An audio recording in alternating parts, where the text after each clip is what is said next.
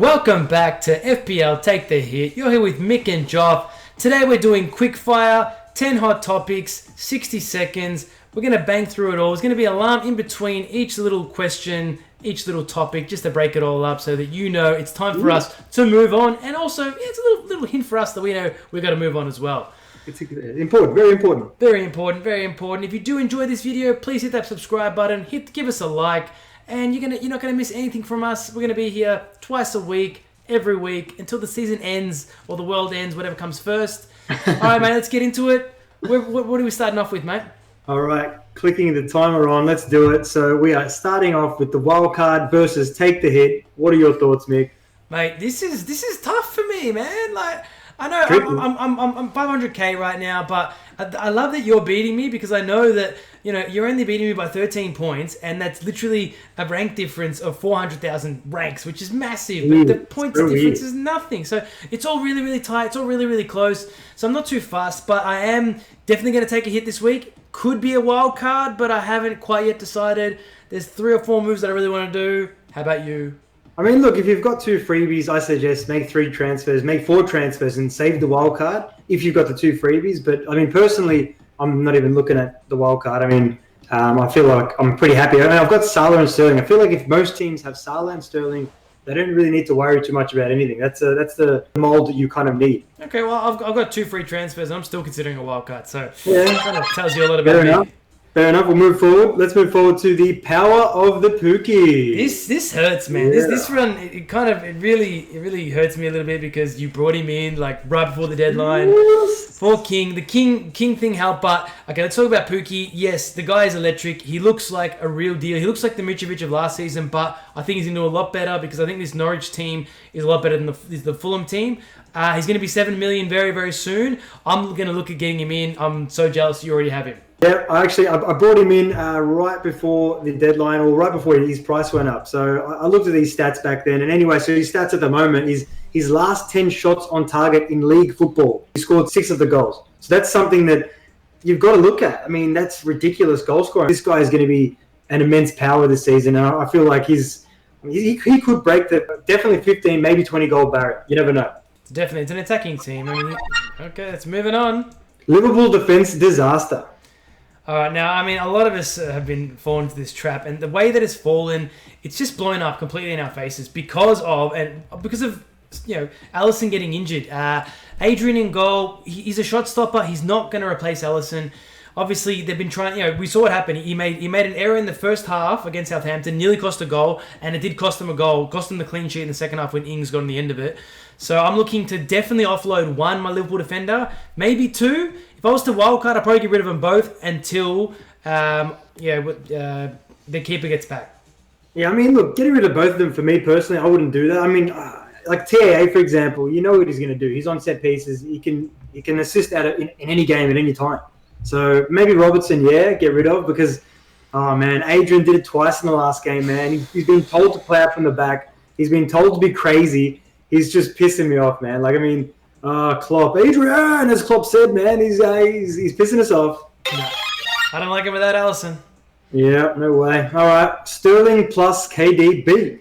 Mate, this is something I'm very much looking at this week. I really want KDB. I knew KDB was going to be great before the season started. He's created 12 chances, mate. That's the most of any midfielder. He's had 5 attempts. Mate, we saw how electric he was in that game against Spurs, and that's against Spurs, who's a good team. So he's got some great fixtures coming up. Bournemouth next. Mate, he looks like a must-own right along Sterling because you nearly got to own them both. I'm definitely looking at them both. He's one of my moves this week. You should be looking at him too. Everyone should be looking at KDB. He looks like he's going to have a 20-plus assist season. He could do the same thing that he did 2 seasons ago. It's very possible now. 3 assists in 2 games. This guy's just looking dangerous. And even he was attacking. He was getting into the box, and he was actually having some shots, which... If he had scored a goal, I think everyone puts him in this week. Imagine he scores a goal, he gets something like 15 points, something like that. More, who knows? But it's something that, KDB is definitely on my radar. He's unfortunately gone up to 9.6, which is going to hurt us. But we'll see how we go. All right, so Spurs midfield, minefield. Now, this one kind of struck people that own Lucas this week as he started on the bench. Did come on and scored literally within a second of coming on, which is just disgusting. Amazing. Kind of saved everyone their blushes. But it just goes to show, that Lamella... I mean, Lamella is another one. I wouldn't look at Lamella. He's always that guy that flatters to deceive. You bring him in, he'll get an injury. You won't see him again for the rest of the season. Sonny Boy's back as well. You got Dele Alli, you got Ericsson. There's so much to choose from Pochettino.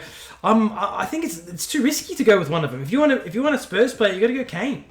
Yeah, I know. I'm with you all the way there. Kane is the only person you can look at. I mean, they're all just dangerous. Lucas, obviously, he's got to be out of your thoughts. He didn't even make the starting 11, and he basically and there's no Son. That was one thing that we thought once Son comes back, he's not going to be in the 11, but. Yeah, obviously Lamella's in Pochettino's sights. Pochettino thinks Lamella can be dangerous this year. Maybe he can. Like, honestly, he's due. Let's be honest. He is overdue. He's due a season for sure. All right, moving on to Lucky Lundstram. Mate, this guy, he gets bagged out by all the Sheffield United bloody supporters. We keep hearing rumours that he's not going to make the 11, and then he goes and scores a goal on all of our benches. It seems like this has to happen. Well. But the thing is, if he maintains this spot, he's had 3 shots. He's had 3 pen touches. This guy, he could be the real deal. 4 million, enabler in defence. I'm looking at maybe playing him until he loses his spot. I'm considering just playing him. Why not? Sheffield can defend. This guy's attacking. Why not? Yeah, it's pretty clear that they're gonna defend well. They've only conceded 1 goal in their first 2 games, and they've actually looked really good. Like I watched that Palace game yesterday. I don't know why, but no, it was a good game, and in the respect that it was very defensive minded by Sheffield, and they actually played all right. Like you can see that they've got like a fortress at home. So I think that Lundstram, he might have to enter a few of our starting 11s to enable some big money moves elsewhere. You know what I mean? So. We'll see. Yeah, we'll see what kind of happens with that. But yeah, very lucky if you played him. Absolutely. All right. A lot of benches that he came off yesterday. Yeah, and very lucky if you come off the bench. All right, moving on to Salah versus Mane. Well, this debate was always gonna heat up as soon as Mane comes back in, and he came back in with a bang. He looked unplayable against Southampton, against his old team. I get that. But, I mean, come on. He created 5 chances. He had 2 attempts, 7 pen touches. That's literally nearly on par with what Salah's done in 2 games, man. He did that in 1 game. So, I know it's only 1 game, and you got to give Mane some time. Maybe it's Salah's turn next week. I don't know. I'm not going to move from Salah to Mane, but I know a lot of people already have to free up that 1 million. It's a bit risky for me. Salah is still proven talent. I think you can get them both. I think it's possible to get them both in. I know it's going to lopside your team completely, but that's when Lundstram comes in as an enabler, and someone like that Canwell guy from Norwich comes in and as an enabler as well. Anything's possible. Mind you, Mane only had 2 shots on goal, so it's something that you've got to keep an eye on. Like goal assist still is amazing, but all right. Moving forward, so this is going to be a 2-minute one, huh? Who's not and who's not with the mid-price midfielders. Yeah, the who's hot and who's not. So I watched a lot of the Brighton game, and man, this Trossard, I understand why he got a lot of hype pre-season. He looked amazing in that game. His disallowed goal was just fantastic. I was shattered it was disallowed, even though I don't own the guy. That was a cracker, absolute cracker. And yeah, he's going to turn a few heads. 4 shots in that game. He scored a goal and got 1 disallowed. So man.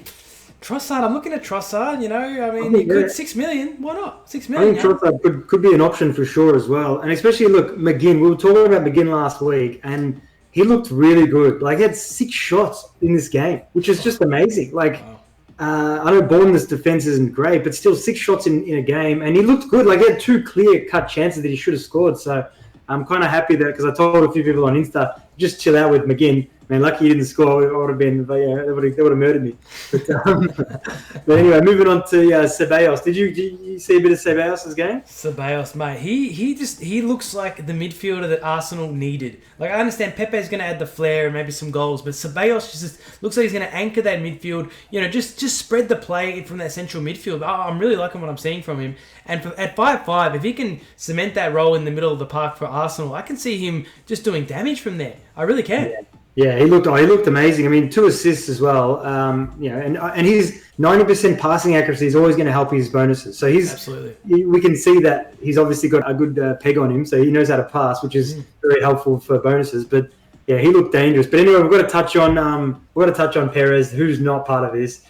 Perez, are we looking to get rid of him? What are you thinking, man? Yeah, I am, unfortunately. His stats do not fill you with confidence at all. The guy's had 3 shots. He's created no chances.